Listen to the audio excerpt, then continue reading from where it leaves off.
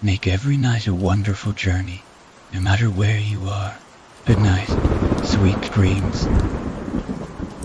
The first story, the legend of Joshua Coffin. Joshua Coffin was born to Theosphist and Mary Coffin in their tiny farm in the 1830s. They lived a small life selling milk and home, made bread to the nearby township, making just enough to get by the small family, was well loved by their neighbors and acquaintances. Young Joshua was especially known to be a gentle, gracious boy, often seen playing with animals in the nearby forest and playing hide and seek with the children from town. He was always sure to help his mother cook dinner and his father chop firewood, though things began to change in the early 1850s as the Coffin family began to notice the house was extremely cold. Even on warm summer nights, objects would often move, even disappear in the house. They would also hear a peculiar scratching noise similar to an animal somehow trapped in the walls. They also began to notice strange changes in their teenage Joshua. He would lash out at his parents for no apparent reason and refuse to do chores. Some attributed this to his rebellious adolescence. This began to change when he began to talk in languages he knew nothing of, having never gone to school, and speaking in what his father would call jabbering double talk. He is even said to have thrown the kitchen table clear across the room. It is then that the Coffins concluded that their son was possessed. The town priest was called to the Coffins shortly after. By the time the father had been requested, friends and family had already seen Joshua contort and bend his body in an impossible manner, roar and hiss at holy objects, and demonstrate clairvoyance, disclosing several secret things about which he had no means of knowing. After the priest was convinced of the possession, the exorcisms began immediately. The rituals were long and grueling for everyone involved and is claimed to have lasted for 6 years. The last ritual of deliverance was conducted in the town church, in front of the whole town. As soon as the prayers were conveyed, Joshua began to scream and curse. He threw the Bible out of the priest's hands and attempted to strangle him with his stole. When he was asked what demon possessed him, he claimed he was occupied by 666 devils. During the height of the ritual, witnesses claimed to have seen him bleed from the eyes and vomit up a belly full of snakes. After hours of praying and the invoking of God and his angels, Joshua roared one last time and slumped to the floor. Several townspeople ran to his aid, expecting the demons to have finally left his body. But instead, he wasn't breathing. He died the day before the ritual could be finished, never having the 666 demons removed from his body. But the story doesn't end there. Sightings of Joshua Coffin continued, but they were far from the boy seen playing with small animals in the forest. Witnesses in his hometown claimed to have seen him walking the streets at night, heavily laughing, crawling up walls and looking into second-story windows, and calling children out to play. His father soon threw himself off the church steeple, and his mother gave into insanity and spent the rest of her life in a sanitarium. The sightings soon grew outside of the small town. He has been witnessed all over the world. Doing unspeakable things, they continue to this day. It is said that since Joshua died before the exorcism was finished that day in the small church, his soul was tainted by evil. It is said that he can appear in any form, but generally uses a corrupted version of himself with paper white skin, terrifying evil eyes, and a large grotesque smile, sometimes emitting a faint white or grey glow. The scariest thing about Joshua Coffin is his ability to adapt with the times. He likes to prey on people at their most vulnerable, He has been picked up hitchhiking, only to terrify the driver by crying blood, spewing blood or snakes onto the windshield in a pool of bile. Then disappearing. He is said to be the one that causes babies to spontaneously begin crying and dogs to stare into seeming nothingness and to mysteriously bark. There have been sightings of him looking into windows in the darkness of night, with his impossibly large smile and demonic eyes. There are claims of people driving down an empty road alone and looking into the rearview mirror to see him, looking back at them. Sitting in the back seat, he is sometimes even seen with his old axe. He used to help his father chop wood with a large knife he used when cooking dinner with his mother. They say he will prey on you when you're in a public restroom when you're alone. As soon as you get into a stall and sit down to do your business, you will hear the bathroom door open, and someone will walk and enter the stall next to you. You may peek under the partition, but you will see no legs. It is then that you'll hear a dark voice ask you, would you much rather wear blue or red? If you answer red, your head will be cut off right then and there, covering you with your own red blood. If you answer blue, you will be found drowned in your own toilet water, your skin with the blue, airless pallor. Most importantly, the number one rule is to never confront Joshua Coffin. If you do, he will grow extremely angry and transform into a terrifying demon-like form and attack you in the most violent way you can think of, such as ripping your face off, scratching your eyes out, cutting your head off, cutting your neck open, driving you insane, and swallowing your soul. It seems that as soon as he's at his fun with you, he will go away on his own if you just ignore him, though he has been known to take a proclivity to some of his victims and continue to haunt them. It is said that the only way to stop him is to find his grave, dig up his bones, and finish the exorcism, but the location of his village has been lost to history. It is not known why Joshua Coffin continues to be a cruel soul bent on terrorizing the living, but whatever reason, he continues to roam the world, looking for more victims to terrify. One thing is for sure, you should always be on the lookout for Joshua Coffin. The second story, Spectre with White Eyes NUGZN. Well, here is something creepy that's been going on for the last few days. For the past week I've been completely alone in my apartment. My girlfriend is away on a trip with the band of the school at which she teaches. I rarely see my parents, and my friends have all had long hours at their places of work. I've been cut off from all human interaction, save for via the internet. Since I work from home, I get to keep whatever hours I want. Lately that has involved waking up in the early afternoon and staying up until 4 or 5 in the morning. Even chat online to eyes late at night, so I usually spend my last few hours awake reading quietly in the dim light of my last good lamp. My apartment lacks overhead lighting for its main room, and recently my bulbs have been burning out on me violently with brilliant blue flashes when I flick a switch. I've used up all the spares that I have, and the heavy rain has kept me from wanting to drive out to a store for replacements. 2 nights ago, at approximately 3:30 a.m., I heard a bit of a scuffling outside my back door, which is right off the main room where I sit and read.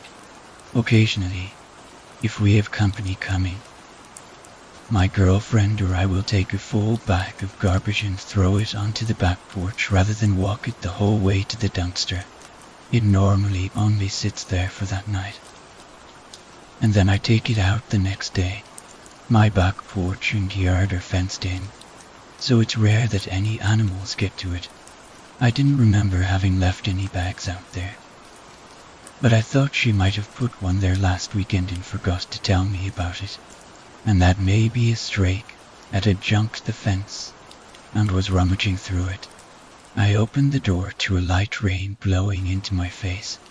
There was indeed a garbage bag there, sitting directly on top of a number of empty beer cases. The bag was torn open, and the refuse was tossed all over the boxes. Annoyed that she never told me this was out here, I grabbed a new bag and started picking up trash.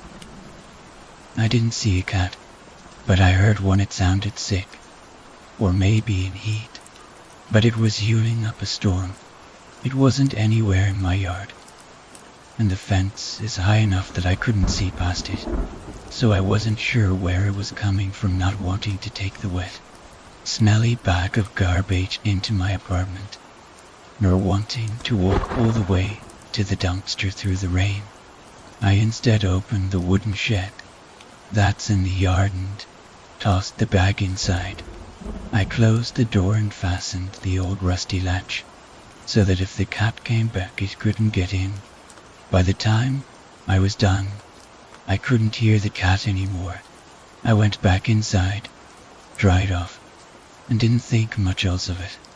Last night, right about the same time, I heard the scuffling out back again, fairly certain that a cat couldn't get into the shed. I opened the door expecting to find one searching the boxes which were still outside it for food. I was greeted again to rain in my face, heavier this time, and with a lot of wind earlier. In the night the storm had been fairly strong, with a good amount of lightning and thunder which shakes my walls when it's close enough. As my eyes adjusted to the darkness, I saw the boxes weren't where I left them. They were tossed all about the yard. I assumed it was the wind, but what I was fairly sure wasn't the wind was the fact that my shed door was unlatched and was swung wide open. The bag of garbage was newly torn up, and pieces of trash had blown everywhere, over the sound of the wind rushing past my ears. I could hear a cat again. It wasn't howling this time. It was hissing.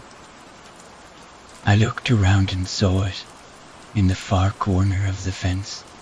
Its back was arched, hair standing up, and it was clawing at the air. I wasn't sure of why it was so distressed at first, but then I spotted something incredibly strange moving along the fence. At first I thought it was a shadow of some unseen person creeping towards the feline, but as I stared, as I realized the darkness had more of a dimension to it, and looked sort of heavier than the air around it. It was more of a dark cloud, vaguely human-shaped. It glided towards the cat, but stopped short, as if something startled it. It turned, as if aware of my presence for the first time. It had a sort of face that I could barely make out. A round mouth, no nose, and a pinchly white eyes. The mouth opened and poured forth a sound which reminded me of the brakes of a train shrieking as it tries to come to a dead stop from full speed. It rushed at me then, but before it could get close I slammed the door, bolted it, and attached the chain. As I backed away, I could hear it pounding and clawing on the door and wall outside. The beating only lasted a moment, and then it was gone. I glanced towards the large window which overlooks the backyard, but the two blinds on it were shut. There is a slim crack between them where you can see the glass, but it was too bright inside for me to look out without getting closer. As I stood there waiting, and sure of what to do, there was a loud thunk case, which made me jump, and from the crack between the blinds I saw a single, blazing white eye staring back at me then. A flash of blue as my last light bulb burnt out.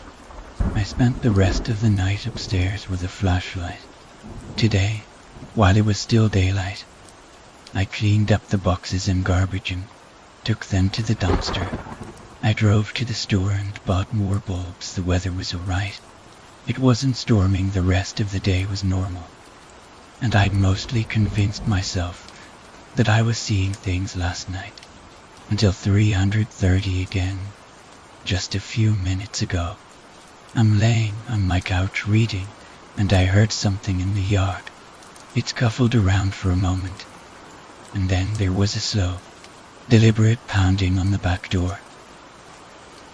I didn't get up, and I didn't open it. I looked to the window again, and there was that eye staring right at me. I just sat here, unmoving, and it gazed right back, and blinking, I slowly reached for my camera, which I had set on the table next to the couch, popped up the flash and took a picture. As I lowered the camera from my face, the eye was gone. Whatever was didn't show up, but I'll post the photo here anyway. I don't think it likes the light very much and must have ducked quickly when the camera flashed. That, or it's not something my camera, I can catch it. It's time for bed soon. Hopefully I scared it away for good. IMG. 11. Something knocked on the door again. Something just happened at one of my neighbor's apartments. I can't really tell what is going on, but there are about 6 fire trucks all in front of it right now. A bunch of firemen all just ran inside. I'm holding my camera up high to try to get a picture over my fence. I can't really see directly what is happening. IMG to 1. IMG to 1. I went upstairs and took this one out of the window in my bedroom. IMG to 2. IMG to 2. It doesn't look like there is a fire, but one of the women standing talking to the firefighters is a bit hysterical. I can't hear what she's saying too well. What I can hear is a cat freaking out in the backyard of the unoccupied apartment adjacent to mine. I'm staying inside now. Edit. They're gone now. I still don't really know what happened. I cracked the upstairs window, but so I could hear what was being shouted. One woman was sobbing heavily, and the other was just going off yelling at the firemen. I didn't catch all of it, but she seemed fairly sure it wasn't safe to stay in her apartment. Most of the fire trucks left soon after arriving, but one stuck around for a while, along with an ambulance. 2 firefighters, carrying axes, escorted a third person out of the building with a mask and detached air tank held up to their face. It also looks like one of their front windows is broken. I'll see if tomorrow I can figure out what occurred. Edit 2. I caught one of my neighbors that lives a bit closer as he was leaving for work, and I found out what, and evidently, the one woman who lives in that apartment complained for the past few nights that something has been staring at her through the front window while she watches TV.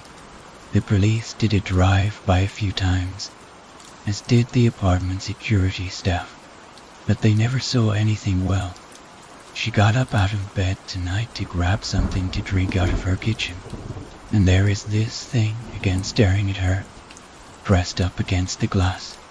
She grabs the nearest thing, some big frying pan, and hurls it at the window.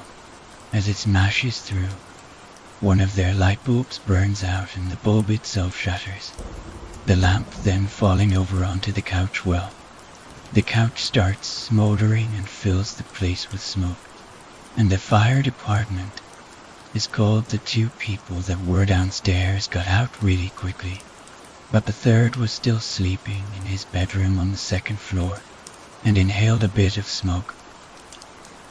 I'm really not sure what to do at this point. This thing obviously knows I'm here now. Nothing seems to happen during the day, so I've some time to figure things out. It's time for me to get some sleep now, but I'm going to stock up on flashlight batteries after I get up this afternoon. Except it didn't look much like a dog. It was definitely human-shaped, and I thought it was just someone's shadow on the fence at first.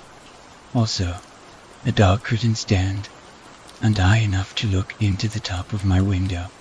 There was a knock on my door today, the front this time. and it was still daylight, so I answered as one of the apartment security team. He wanted to know if I had seen anyone creeping around, or just had anything unusual to report. I told him no. He asked for me to keep an eye out and call them if I saw anything, and explained that there was an incident last night. I told him I had seen the fire trucks. They seem to think there is some sort of prowler around. He wanted to know if I had any pets that I let outside. I have a rat, which lives upstairs in a cage in my guest bedroom, but nothing larger. So I told him no again. Evidently today some kids playing around found a few dead cats over in the clearing behind the dumpsters. They were all torn up, and pieces of them flung around on the grass. I have plenty of extra light bulbs and batteries now, so I think I should be okay for tonight. I'm not really sure what I'll do if it comes pounding on my door again, or watching through the window. I called a friend of mine today who is into occult stuff and deals with this sort of thing. He lives way out in Arizona, though, and I'm in Pennsylvania. He told me if he were here, and it's what he thinks it is. He tried to catch it in a jar.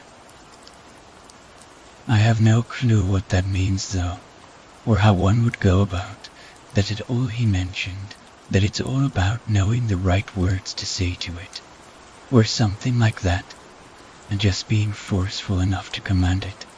I think for tonight I'll just stick with my flashlights and try not to look at the window. My friend in Arizona called me back and was very adamant that I at least make an attempt to catch this thing.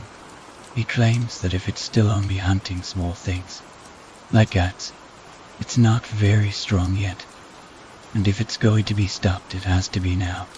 He said that if it's not now then someone could get seriously hurt or killed. He gave me the instructions on what I need to do. I have to get a clean glass jar, a good sized one, and wipe the inside down with oil. Then I have to take and fill it about 3/4 full. He gave me some sort of little prayer chant to say over it, but asked that I not repeat it to anyone. I've done all that already. I used an old saucer jar I had laying around. He had a few other things I was supposed to do, but I don't have the proper ingredients, I guess you could call them. He said that without them it should still work, but won't be as strong.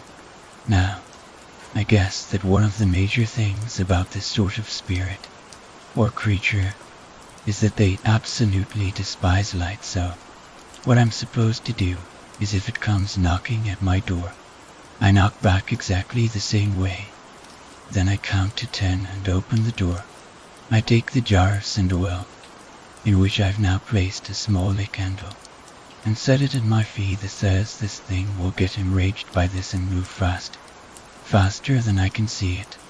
To extinguish the light now, I have to be ready with the lid of the jar, because as soon as that little candle goes out, I have to slam the lid down and tighten it as fast as I can.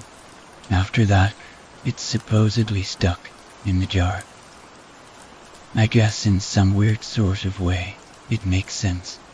If it's a ghost or something like that, I don't understand why it couldn't just move through the glass. But it wasn't able to get through my window the last 2 nights. He said one of the most important things is that when I do this, I keep the door closed behind me, because I definitely don't want it getting into the house. Now I just have to wait up for it. Here is the jar, handle in it and ready. ING 31, ING 3232 inches, 310,302. A few years back, just as a fun project while I was still in school, I took a crappy digital camera apart and made an infrared camera out of it. I looked through some of my old stuff and found it. I took some pictures of the jar so I can see if anything looks different. If this somehow worked, if it's dark out, I usually have to take the pictures with the camera flash. Most lamps and flashlights don't emit much infrared light, but a flash bulb is full spectrum, and the candle certainly does. With flash, IMG 33, IMG 33. Without flash, IMG 34, IMG 34. Well, I've been sitting here tonight trying to read like I normally do, but it just wasn't happening. I kept glancing over to the computer to see what time it was as the minutes crawled by, and it was driving me a bit crazy, so I had to close the laptop, put the book down, and just sit waiting in silence. Even so, I still jumped when the knock came at the door a few minutes ago. I was startled, so I missed the first bit of how the pounding went, but I picked up the rest and knocked back in the same way as best I could. I really don't think I got the first part right though. I opened the door and peered out into the darkness. I had the jar with candle in my hand, and my eyes didn't adjust very well. Still, one part of the yard just seemed a bit darker than the rest. I knelt down and set the jar at the bottom of the step on the porch. Closing the door behind me, the night here is cool, but not uncomfortably so, and deathly still. Not even a light breeze blowing around. From what my friend had described, I thought this was supposed to happen quickly, but I watched as the candle slowly dimmed from a bright flame to barely lit. As soon as it went out completely, I snapped the lid onto the top of the jar and tightened it as much as I could. I didn't really know what to do at this point, so I just came back inside, looking at the jar in the light. It really doesn't seem like anything is different. The only noticeable physical change is that it feels much cooler than it did a few moments ago when the candle was lit, as if I had left it in the refrigerator for maybe 10 minutes. That, and the lid kind of vacuum sealed itself. The little button on the top of it is sucked in, I'm assuming from the pressure difference from the candle having just been lit. Here's the current picture of it. IMG for 1. IMG for 1. It doesn't look much different in infrared. IMG for 200 for 3. IMG for 2. IMG for 3. I took one without the flash too, but you can barely see it. IMG 44. IMG 44. I don't know what I should do with it, but I'll call my friend again tomorrow and ask. Edit. It's definitely sealed tight. I tried to just loosen it a bit with my hand to check, and I can't even get it to budge. Shit. IMG 51. IMG 51. I went upstairs to take a piss, and as I was washing my hands, I heard my rat freaking out from the guest room. I went in to check on him, and he was holding onto the bars of his cage and gnawing on them like crazy. He bit me when I went to pick him up, but he calmed down after a minute. I held him and gave him a little piece of chocolate, and he seemed okay after that, so I put him back, refilled his water bottle, and came back downstairs and found this. IMG 52. IMG. It looks like the jar fell off the table where I had set it and the lid popped open. I didn't hear it fall when I was upstairs, and the lid was on there pretty tight, so I'm not sure how that happened. It's not like I set it precariously on the edge of the table either. IMG 53. The candle is still in there. It's just buried now, some of the scent spilled out. I cleaned up what I could by hand and set my roomie on the rest. I just tried to call my friend to ask what I should do, but he hasn't answered. I'm a bit on edge right now, If this mess is the only thing that happened, I'll be happy. But I'm a bit worried. I'm going to have a smoke and try to calm myself down. Edit. One of my brand new light bulbs burnt out. It didn't pop or flash or anything. Just plain went out.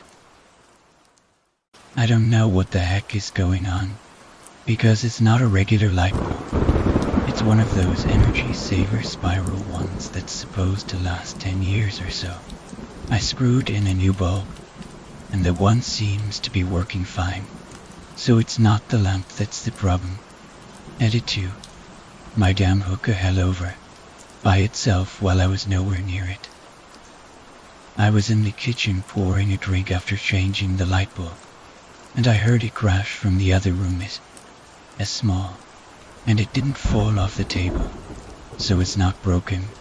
But the hot coals broke into a bunch of pieces and landed on my carpet. I had to grab my tongs quickly and try to toss them onto the metal tray, but they crumbled a few times as I did. So now, I've got these burns all over the rug. Also, my hoses are filled with water and possibly ruined. IMG 54. IMG 54. I called my friend again, but he still didn't answer. I'm just going to bed and locking the bedroom door. I'll try to deal with this tomorrow. Edit 3. After a few hours of not sleeping, I got a call from my grandmother asking if I would drive her, since my uncle is away in the mountains hunting turkey. I went to pick her up, and on the way there she gave me some sad news. She works for the apartment complex I live in, and 3 days ago they got a call from some local business. One of their employees, who lives in these apartments, didn't show up for work, or calling sick, and they were worried about him. They asked if someone could go check on him. Well, one of the managers heads up there and knocks on the door. No answer, he unlocks it, and calls inside, still no answer. He walks upstairs and checks the bedroom. The man is laying in his bed, dead. It looks like he passed in his sleep. The police said that they didn't suspect any sort of foul play, but the man was fairly young and, as far as I know, in all right health. There was no reason for him to just die in the night. It's light now, so I'm going to go try to get some sleep. Again. Attack Bunny posted. Shotgun Badger posted. My Little Pony posted. Tartko posted. IMG 61. IMG 61. I'm not looking forward to having to clean up rings of salt everywhere, but if this works I won't complain. My friend finally called me back. I evidently did most everything wrong, and the seal he had me put on the jar was nowhere near strong enough. He seemed surprised it worked for as long as it did. He agreed with you guys on the salt thing personally. It sounds more to me like you all watched Hocus Pocus a few too many times. He thinks that right now this spirit is hiding somewhere dark in my apartment, inside some closet, in cupboards, in a crawl space where plumbing is, in the ventilation, somewhere like that, most likely a place that I can't get to. It won't come out until the sun comes down, and until then there isn't much I can do about it. He told me I have two options at this point. I can try to banish it from my apartment, or I can try to capture it again. He warned me that whichever I do it's going to be angry, more so than it is already since my last attempt failed. If I banish it, it won't be able to get back into my apartment. However, it will still be free to roam around and could try to do something to me while I'm out, or move on to try to hurt someone else. I don't want to give it the chance, so I'm going to do my best to capture it, not screw up this time. While I still have daylight, I have to go collect a few things to prepare for this. Also, I have to find something larger than a salsa jar.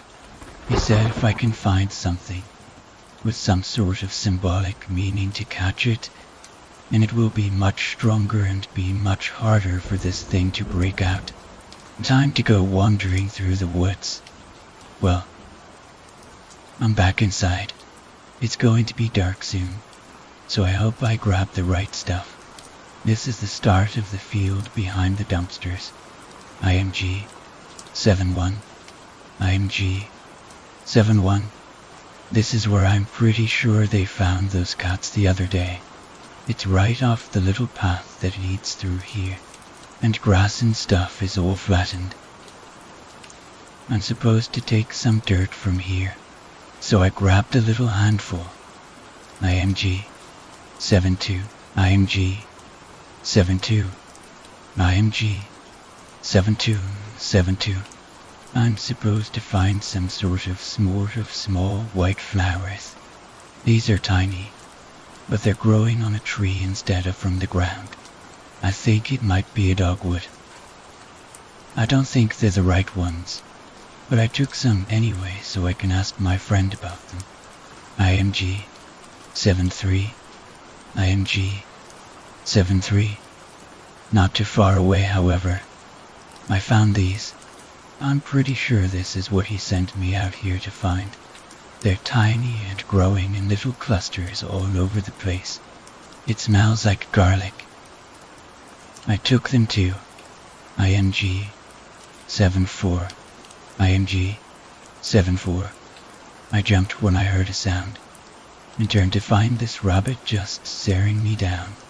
He watched me the whole time I was out there. IMG 75. IMG 75. I needed to get a dead branch from a tree with a forked end.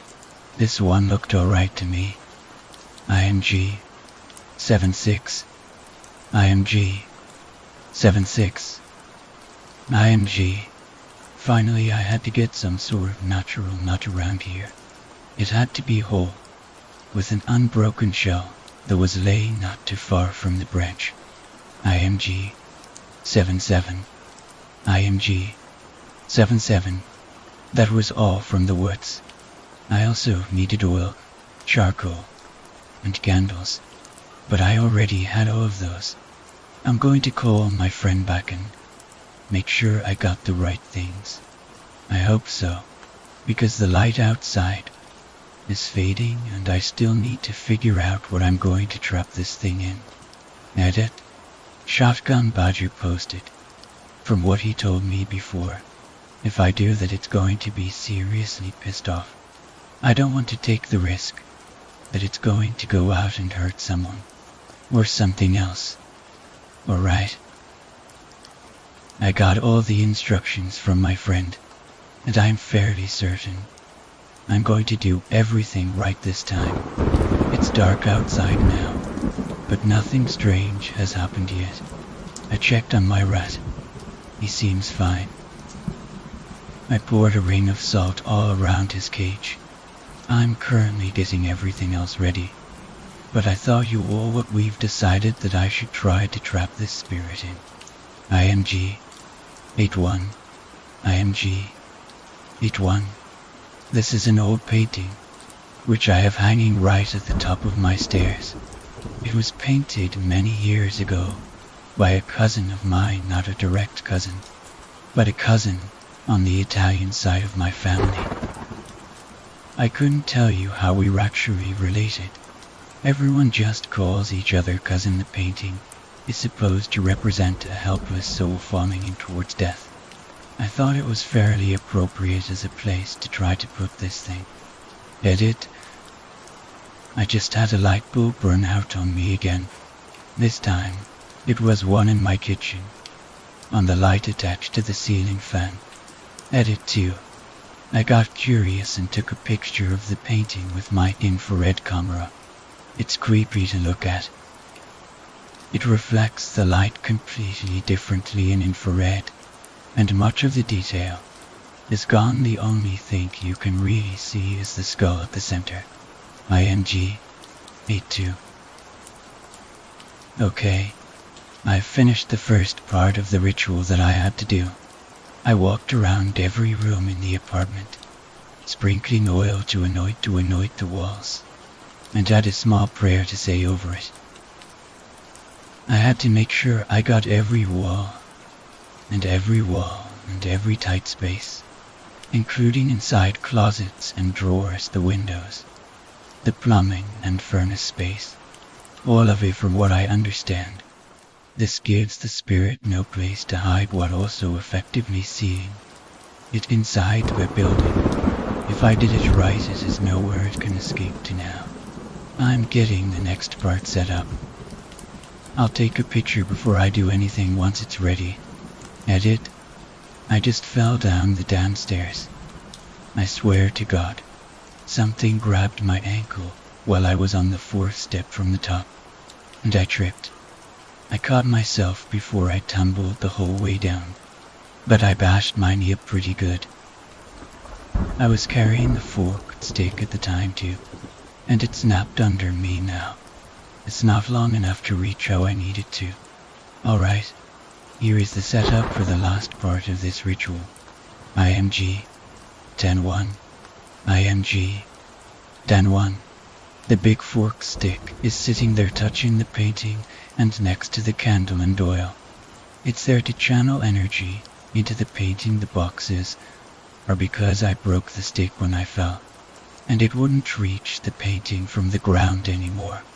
IMG 10-2. The YE bore isn't there for me to actually use to try to talk to the spirit, or anything like that. My friend said it has something to do with it just being there as a kind of open invitation for whatever entity present to come forward. It's some kind of calling out that I'm inviting a sort of interaction. He said it wasn't absolutely necessary, but since I have one, it couldn't hurt to have it there out in the open. IMG 10-3. IMG. The charcoal and the dirt from the field is mixed in with the oil. I have to then use it to bless the board, my knife, the candle, etc. That's also what I use for all the walls. IMG 10-4. IMG 10-4. The knife is supposed to be a long dagger that he called Athen, or something that sounds like that. I have a few daggers, but they're all ornamental, and none of them have a black handle, which he said is required. This is the closest thing that I have. IMG 10-5. IMG 10-5. The candle is sitting on top of a shot glass. Under the glass is the garlic-smelling flowers I gathered in the woods. IMG 10-6. IMG 10-6. I don't pretend to know how any of this is supposed to actually work. The way my friend says that this happens is that first I bless everything with the oil. I turn out all the lights in my apartment, except for a small flashlight to make sure I don't fall going back up the stairs. Then, while saying a chant that he gave me, I light the candle. I then invite any entities present that if the light offends them, they should extinguish it. I dip the knife in oil, and once the candle goes out, I pour a drop onto the wick. Then I put the candle quickly under the glass with the flowers. After that, I touch the bottom of the branch to the top of the glass and, cracking the nut open with the flat of the knife, I tell the spirit that I break the prison holding it and allow it passage to only one place. That place is up through the branch and into the painting. He said that when that's all done, the smoke should clear from inside the shot glass, and then I know the spirit left it and went into the painting. I'm going to go start turning out the lights now. I'll post again when I'm all done. Well, it's done now. I turned out the lights and did everything the way I was told to. This time, unlike when I was outside, the candle went out fast. It was so quick, after I finished talking, that I almost dropped the knife in the darkness and fumbled a bit while trying to get the candle under the shot glass. The rat freaked out in the cage while I was chanting, but he had salt around him, so I figured he'd be okay, and I tried to ignore him. I have no real way to tell if I did it right or not yet. Nothing tripped me when I went downstairs to get my camera, and as far as I can tell, none of my light bulbs are burnt out. Here is the painting now. Doesn't look any different to me. IMG 11:1. IMG 11:1. Here it is in infrared though. IMG 11:2. IMG 11:2. These pictures are with the flash of my camera. It looks like something is reflecting a bit differently on it than in the first pictures I took. It's definitely a reflection of some sort, because without the flash you can't see the painting at all. This one is a little bit blurry because the camera, I can't focus well in the dark. IMG 11:3. IMG 11:3. So, maybe this means it works. I hope so. I tried calling my friend to let him know it's done, but he isn't picking up his phone again. Edit. I went back upstairs to clean stuff up and the painting was hanging crooked on the wall. I straightened it and threw the boxes back into the storage room. But when I came out, it was leaning again. IMG 11:4. IMG 11:4. I straightened it again. I've got this weird feeling like it's watching me or something. Shotgun Badger posted. HOLYSHIT. I just about had a heart attack there. I sat down on the couch here and was about to type a reply to you when I heard this thumping coming from my left. I jumped up and looked over just in time to see the painting ROLINGDOWMTHE INGSTAIRS IMG 12:1 IMG 12:1. It stopped when it hit the bottom and got stuck on my karaoke machine. I'm not doing anything to the painting itself until I can get my friend on the phone and ask him about it. IMG 13:1. IMG 13:1. I put it back at the top of the stairs facing the corner. I didn't try to hang it back up. You can't see it very well on the carpet, but I poured salt all around it. Inedible Penguin posted. Sage was one of the things I was supposed to use for the first jar. I didn't have any on hand, but he said that it would probably be alright anyway. I guess not. Nothing much else has happened tonight. I'm about to try to get some sleep. My friend never called me back, but I'll probably talk to him after I wake up. I'm shipping the painting to Arizona. I had a long conversation with my friend this morning about it. I'm reluctant to actually destroy the painting, since it was made by a family member, so he's going to do his best to remove the spirit from it without any damage and then send it back to me. Some of you have disagreed with my actions in trying to catch this. Others have disagreed with my methods. I have a few P's and emails from goons trying to explain how this sort of thing works. Why what I'm doing wouldn't work. Why what I'm doing will work, but it needs to be stronger. And telling me I should just get rid of it and not try catching it myself. It really comes down to that this is my home. I trust my friend's methods, and I wasn't going to let some weird spirit or anything like that creep around killing animals and hurting people. Shotgun Badger posted. I hope not. I sent it out yesterday, and he should get it sometime tomorrow. If I'm lucky, there won't be any problem on his end with getting rid of this thing. I like that painting and want it back. Demon of the Fall posted. What would I put in it that wouldn't fit in the ghost story thread? 50 FT and is better at writing, had better and longer stories than mine, and he kept all his stuff in the ghost story threads. I still want to hear about that Bigfoot. and I guess I do have a few other stories I could tell. This isn't the first time something like this happened to me, though it is the first time I was the one trying to catch or banish or whatever to a spirit. I have a few stories from one my friend who lives in Arizona lived here in Pennsylvania. He and his girlfriend at the time were really into stuff like this, and were sort of the go-to people when creepy stuff happened. I hung out with them a lot, and helped out a few times. He moved away after he woke up to his girlfriend stabbing him in the leg with a fork. He grabbed it from her and stabbed himself in the chest, telling her that if she was going to kill him she needed to aim higher. After that he kicked her out. They broke up.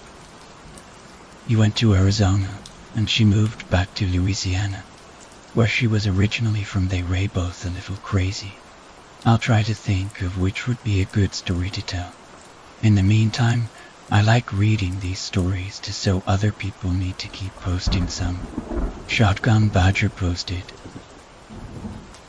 "Well, my friend got the painting a few days ago. He did whatever he was planning to do to it, and then shipped it back to me. It's hanging on my wall again. As far as I can tell, whatever was in it is gone. I've not had anything fall over or any lights go out, and it looks normal in pictures again. I guess that means what he did to it worked. Next time I talk to him, I could try asking what he did with the spirit that was in it, but he usually says things like that shouldn't be talked about." Easy81 posted, "I called him yesterday's check-in, and I asked him this. He told me I already know what it was, and he didn't need to try to explain it more than that. I guess he's right, and in a way I do, since I've been with him when he's dealt with things like this before. It was an entity or spirit, which was never a human. Apart from that, it'd be very hard to categorize. People have tried to do so before, calling things like this demons, fairies, elves, goblins, etc. The problem is, we can't see them, and we can barely interact with them, and so we ascribe to them attributes which may be common only to a single one of them, or a few of them, and by those we make up categories which may or may not exist. So the best I can really tell you is that it was not, and never was, human. As for what he did with it, he wouldn't tell me. Said that it was gone. There was enough, and there was no reason I need to know. My guess, he's got it stuck in a jar or something somewhere, just in case someone pisses him off. They'll sneak to their house at night and set it free. By NUG, and if something awful." April-May 2011. The third story. The research facility. Tichin's bed. Rick Rossman. I found new evidence concerning the case of the Valley Rudo Research Center. After 2 years on the trail of the facility, I think we've finally pieced together everything. This vital evidence reveals that, as we suspected, the research facility was experimenting on human subjects. The note was found beside Mr. Chase's decayed body. Here is the note. "My name's Leon Chase. Everything I've written here is from personal experience. After what I've been through, I only wish it is not repeated. I hope this serves as a warning to others. Ease, regaining consciousness. Should commence operation. No subject not stable. As I opened my eyes, everything seemed incredibly blurry. I couldn't remember anything at all.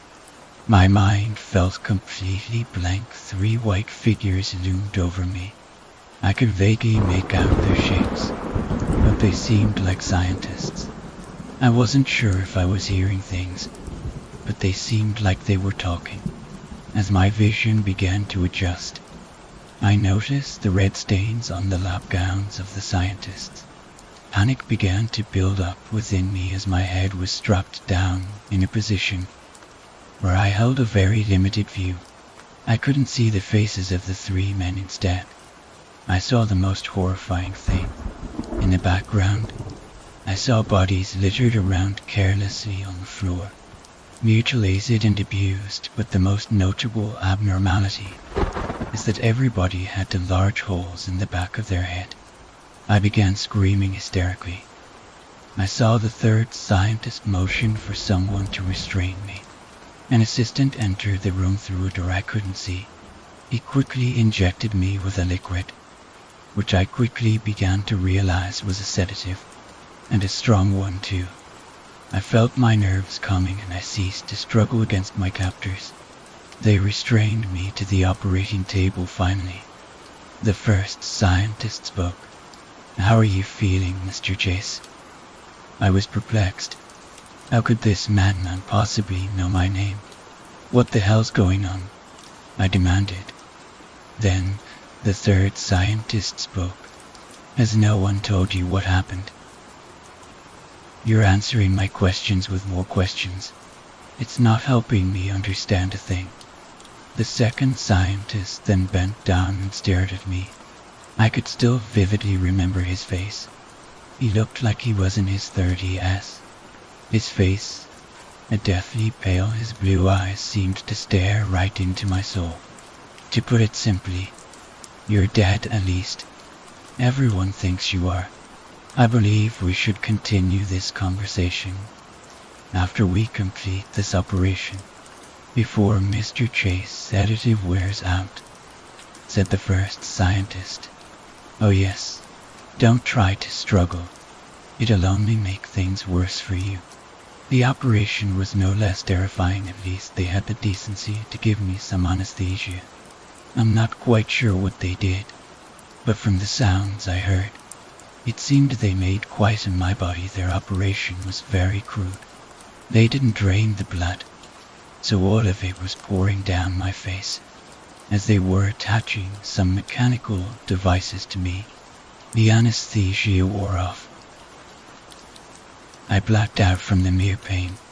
When I came back to my senses, the three scientists were no longer there. I was still restrained, but I was free to move my head around. I also noticed there were two tubes sticking out the back of my head. I began wildly turning my head around, looking for some desperate way of escaping this nightmare. I heard sensed a voice in my head. It sounded like the first scientist's voice. "Stop swinging your head around. You're still recovering from the operation." I wondered how he saw me, since he was no longer there. Either way, I stopped. "It's time we explain to you what's going on," said the second scientist's voice.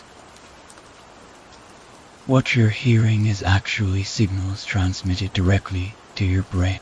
Mr. Chase, could you explain to me how hearing works?" It works by turning vibrations in the air to sound by sending signals to your brain," I said aloud, unsure of my answer. "Exactly. The same concept applies here, only it sends signals directly to your brain. Now, let's tell you what happened." I couldn't believe a thing they said.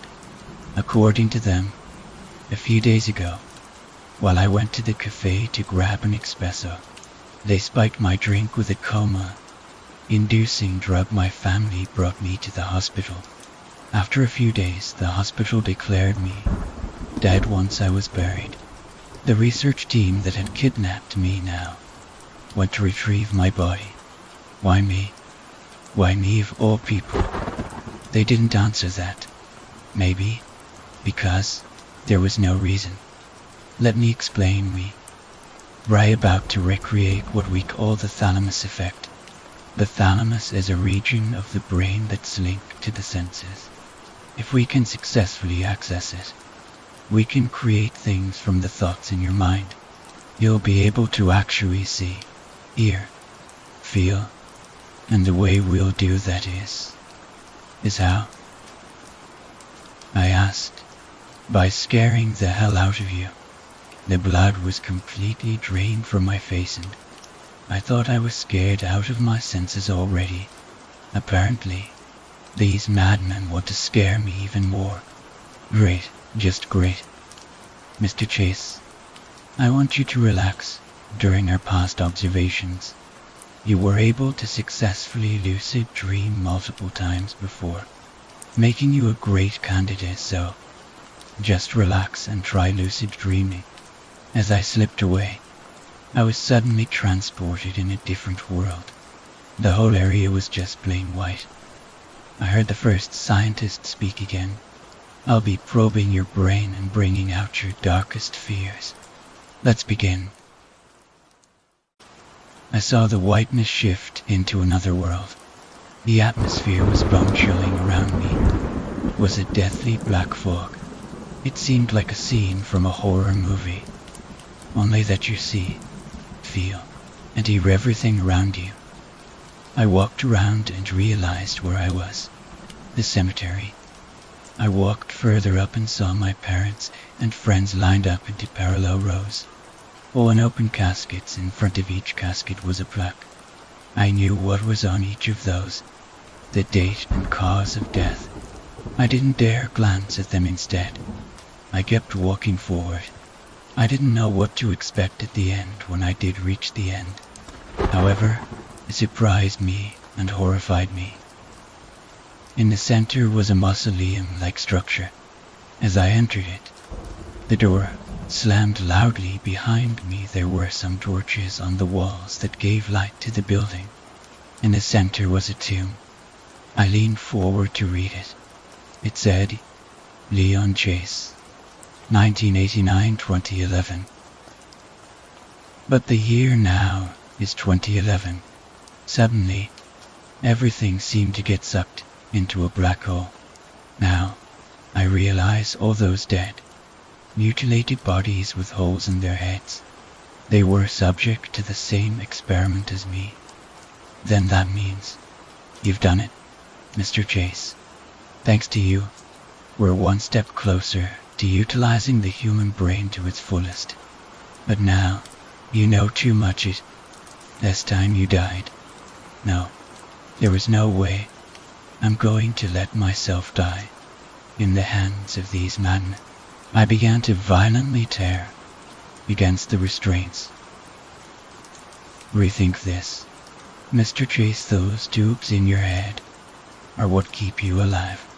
The moment you tear free from those tubes, you'll die. Please, keep that in mind. I knew either way, I'd die. I began to gnaw my arm free from the restraints. Attendants rushed in the room.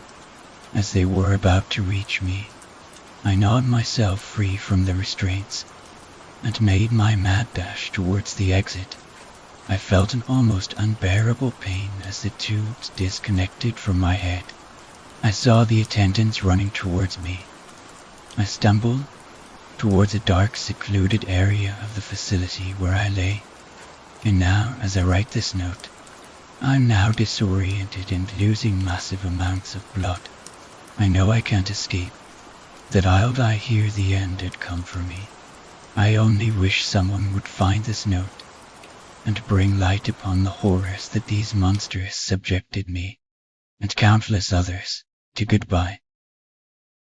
ENDOFNOT